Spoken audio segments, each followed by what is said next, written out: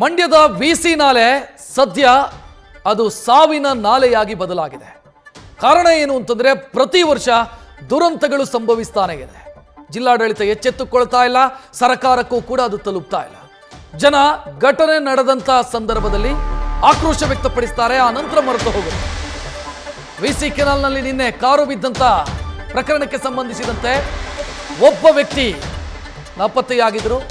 ಇವತ್ತವರ ಮೃತದೇಹ ಪತ್ತೆಯಾಗಿದೆ. ನಾಲೆಯಿಂದ ಮೃತದೇಹವನ್ನ ಹೊರತೆಗೆದಿದ್ದಾರೆ ಸಿಬ್ಬಂದಿ. ಒಟ್ಟು 4 ಜನ ಕಾರಲ್ಲಿದ್ರು.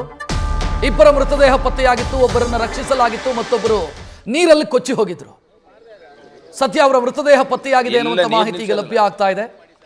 ನಿನ್ನೆ ಈ ಕಾರನ್ನ ಮೇಲೆತ್ತೋ ಸಂದರ್ಭದಲ್ಲಿ ಒಂದು ಮೃತದೇಹ ಆ ಕಾರಲ್ಲೇ ಇತ್ತು.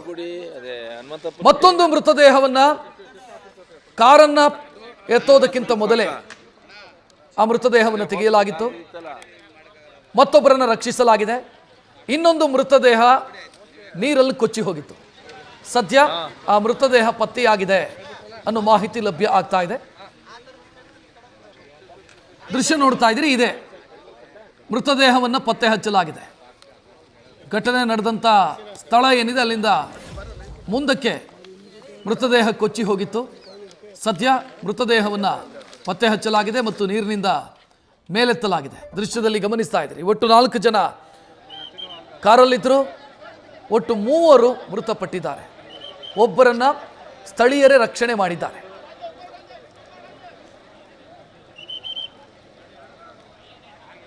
ನಯಾಜ್ ಅನ್ನುವಂಥ ವ್ಯಕ್ತಿ ರಕ್ಷಣೆಗೆ ಒಳಗಾದವರು ಅಥವಾ ಅವರನ್ನು ರಕ್ಷಿಸಲಾಗಿದೆ. ಉಳಿದ 3 ಕೂಡ ಈ ದುರಂತದಲ್ಲಿ ಮೃತಪಟ್ಟಿದ್ದಾರೆ.